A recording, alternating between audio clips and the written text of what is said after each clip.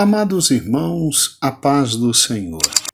Que alegria estamos juntos agora, olhando e estudando e entendendo 2 Timóteo, capítulo 3. Eu quero agradecer toda a alegria que tenho e expressar minha felicidade ao Senhor Jesus Cristo por esta oportunidade. Agradecer a direção da igreja, agradecer a confiança da pastora presidente Loide Ramos e agradecer o carinho de cada um de vocês, amados irmãos, por estarmos juntos na presença do Senhor. Vamos então, 2 Timóteo, capítulo 3. Como sabemos, a amada carta de Paulo a seu filho Timóteo, esta segunda carta, é a carta de um pai que está se despedindo do seu filho e que olha para ele com uma esperança muito grande de que ele continue todo o amado ministério. Sim, Paulo estava muito perto de sua morte e via em Timóteo o homem que Deus tinha separado para continuar o grande ministério da palavra e do ensino e do evangelismo. Esse é o motivo pelo qual, no capítulo 1, Paulo olha para Timóteo e diz: você tem um passado extraordinário, não jogue isso fora, guarda o tesouro e vai viver a fé. No capítulo 2, Paulo simplesmente recomenda ao seu filho olhar para o presente e ver a grandiosidade que é o presente em que ele existe. E, obviamente, Paulo olha para o seu filho e diz exatamente o seguinte: seja firme e forte, aguente a provação do presente tempo e seja convicto no que tem que falar, no que tem que fazer, no que tem que realizar. Daí estudamos Paulo se utilizando de figuras de linguagem para que Timóteo simplesmente desempenhe o seu ministério como um bom soldado, como um grande atleta, como um invencível e absoluto trabalhador da lavoura, como um grande vaso de honra e como servo do Senhor.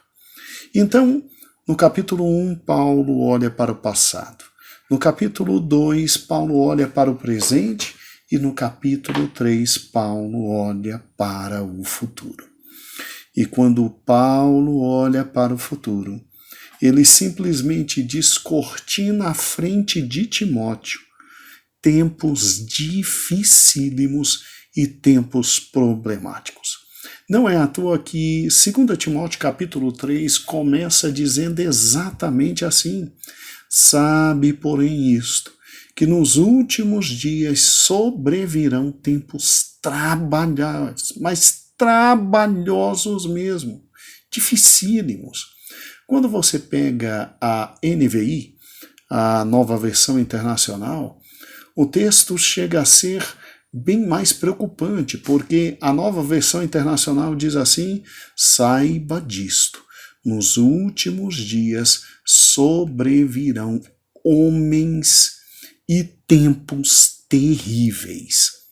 A versão que nós mais usamos, que é a Almeida, ela diz tempos trabalhosos, mas a NVI diz tempos terríveis. Aqui eu prefiro realmente a NVI, porque a descrição dos tempos terríveis que Paulo traz para Timóteo é algo tão assustador, meus amados irmãos, que realmente é para Timóteo colocar as barbas de molho, levantar e erguer as mangas e trabalhar com muita diligência.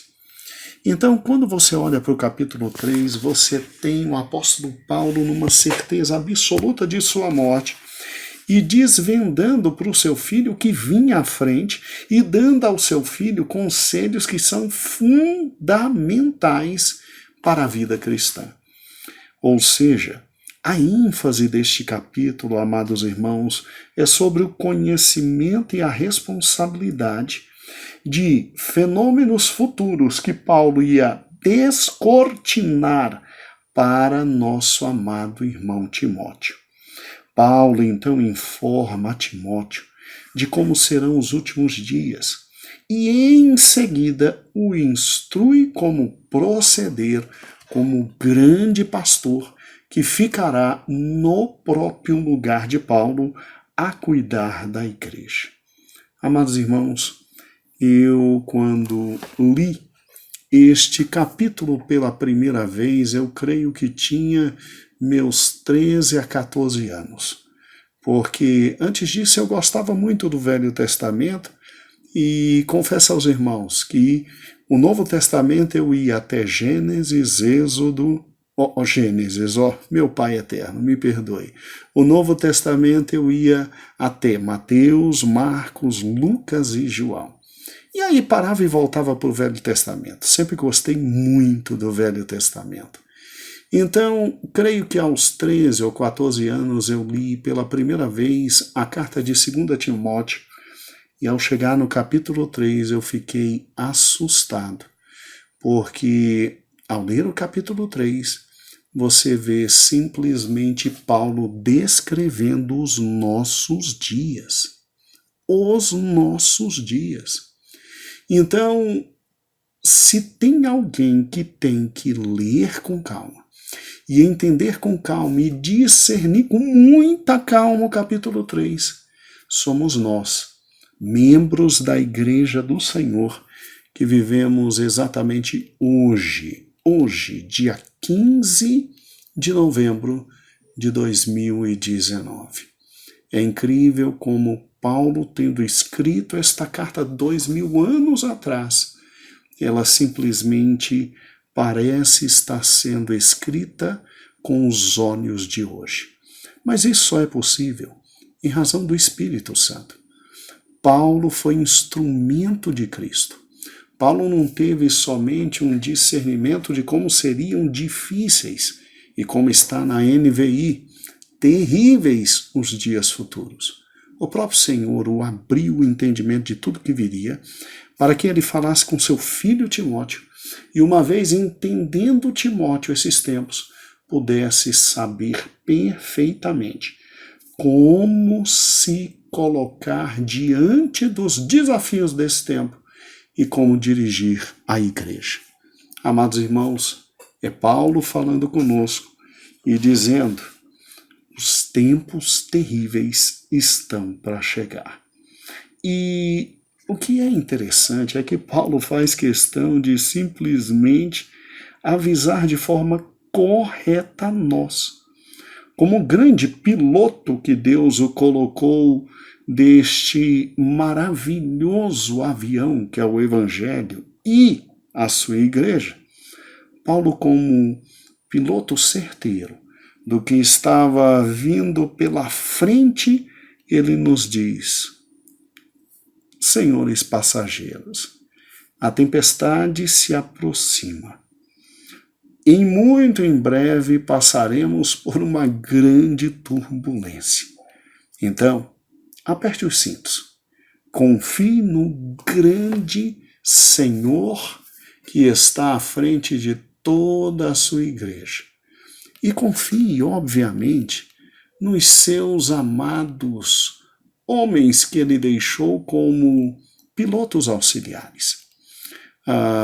Nós devemos ter em mente algo extremamente simples, absolutamente simples. Deus é tão sincero na sua palavra que Deus não deixou a sua igreja sem saber direitinho todos os tempos e todos os momentos. E Paulo agora está perto da sua morte. Paulo diz a Timóteo: olha, eu estou saindo da cabine de comando. Eu estou agora te entregando o comando deste avião. Agora coloca uma coisa no coração, Timóteo. O grande piloto está na posição que ele tem que estar, de soberania, de controle de todas as coisas, e mesmo sabendo que os últimos dias seriam de tempos trabalhosos ou de tempos terríveis, creia Cristo continua sendo Cristo, ele está controlando todas as coisas e como Senhor de tudo, já nos avisa o que virá para que possamos entender os tempos e trabalhar como ele deseja. Amados irmãos, a descrição não é nada simples. Quando você pega do versículo 2, exatamente até o versículo 9, meu Deus do céu, você tem a sensação de que talvez não tenha mais jeito para o mundo e para todos os homens que nele estão. Porque a descrição é terrível.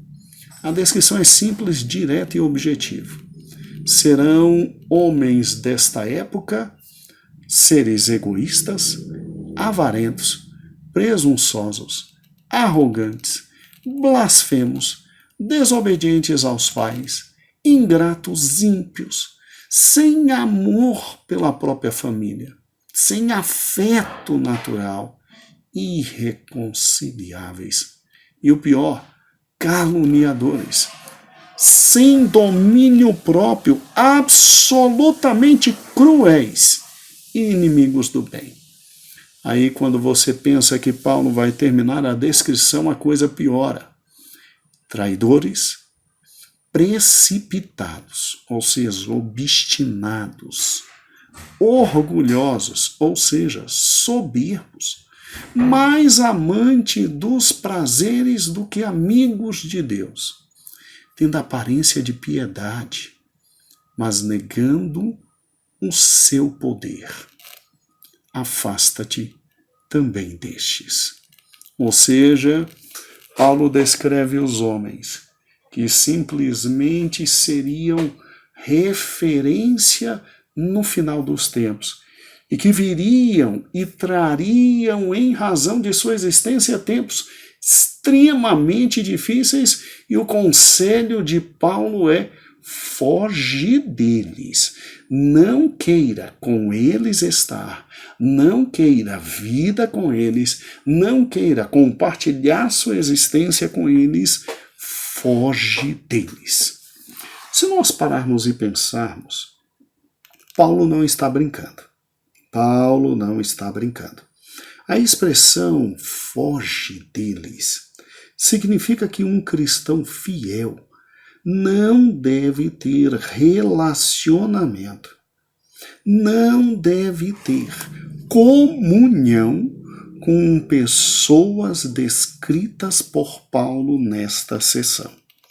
É importante observar que simplesmente tais pessoas atuam como se Deus não existisse. Como se Deus não existisse. Pastor, peraí.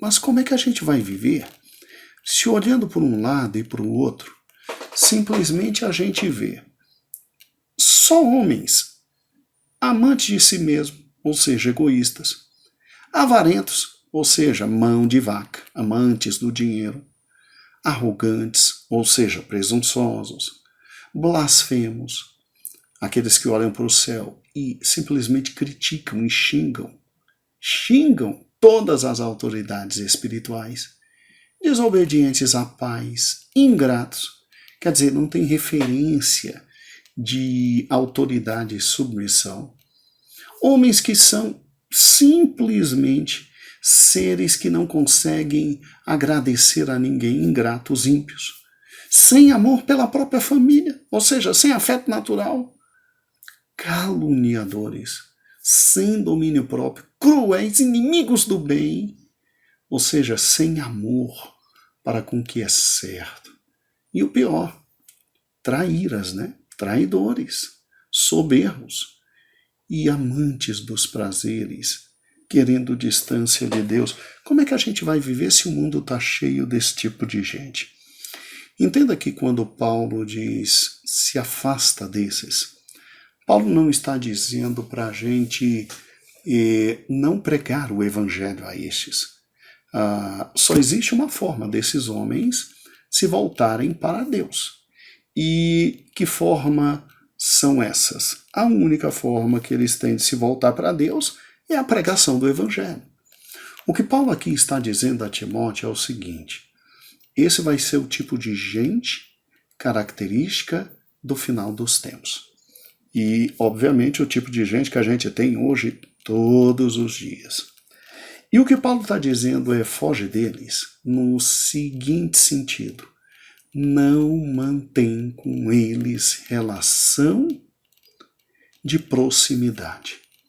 Ou seja, esse é o tipo de gente que a gente não pode querer ter dentro de casa, comendo com a gente, bebendo com a gente, andando com a gente, abrindo o coração para eles, dividindo a alma com eles. Esse tipo de gente não tem amor a Deus e a nada, amam a si mesmo e querem que o mundo se exploda. Essa é a verdade. O que a gente tem que fazer por esse tipo de ser? Tem que pregar o Evangelho e orar.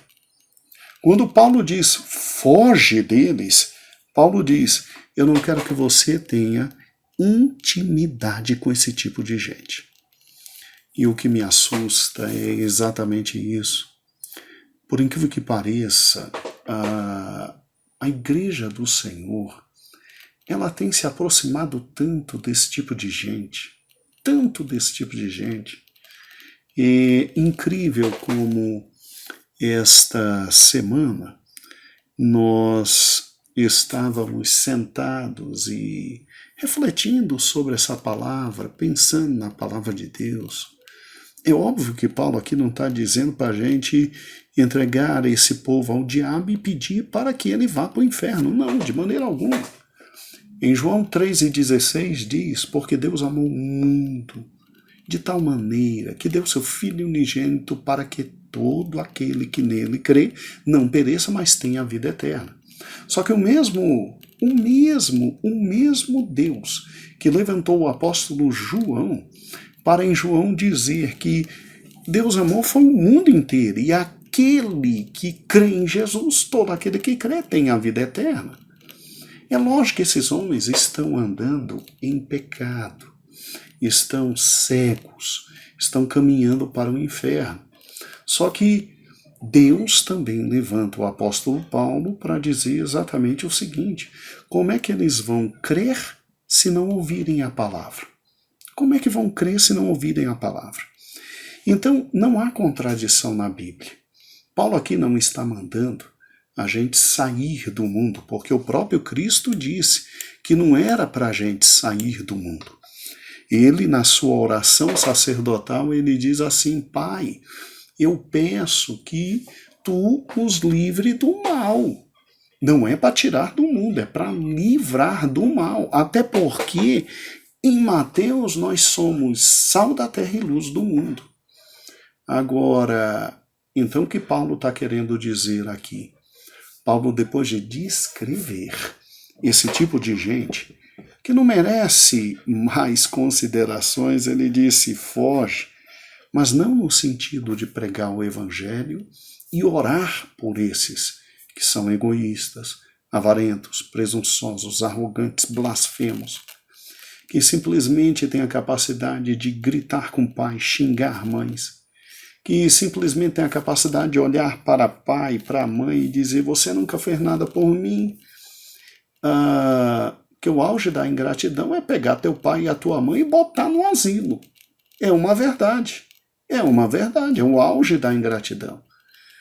O que eu acho interessante é que Paulo diz, foge deles, afasta-te também deles, no sentido de não mantenha vida de comunhão com esse povo. Não é para chamar para dentro da sua casa para que eles comam com você. Não é para compartilhar a sua vida com eles. Não é para simplesmente entregar teu coração e abrir seu coração para esse tipo de ser. Porque por mais que eles queiram, inclusive, te ajudar dando conselhos, que conselhos virão? Irmãos, afastar-se deles é fundamental, porque senão eu vou estar dando pérola porcos. Entenda isso. Agora, eu tenho que ter compaixão desse tipo de gente, porque eu tenho que pedir a Deus misericórdia por ele. Eu tenho que pedir a Deus a bênção do perdão. Eu tenho que pedir para que o Espírito Santo os ilumine e modifique a vida. Para que eles tenham a misericórdia de Deus. A misericórdia de Deus.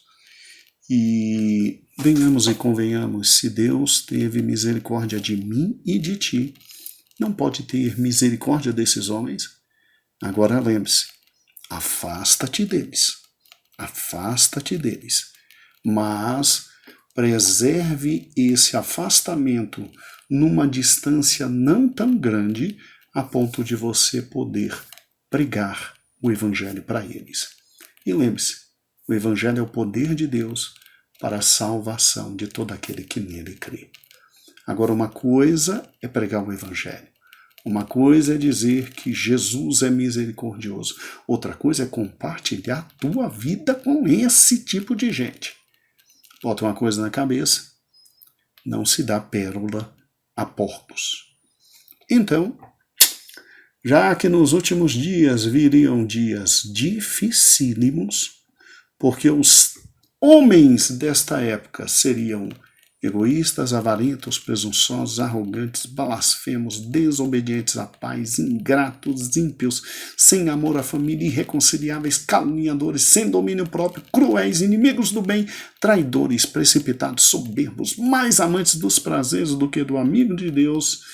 Bota uma coisa na cabeça, eles só têm aparência de piedade, mas eles negam completamente qualquer piedade. Afasta-te também deles. Que Deus possa te abençoar. O capítulo 3 tem muita coisa essencial e nós teremos que dividi-lo. Então, até amanhã, com a continuação do capítulo 3. Deus te abençoe.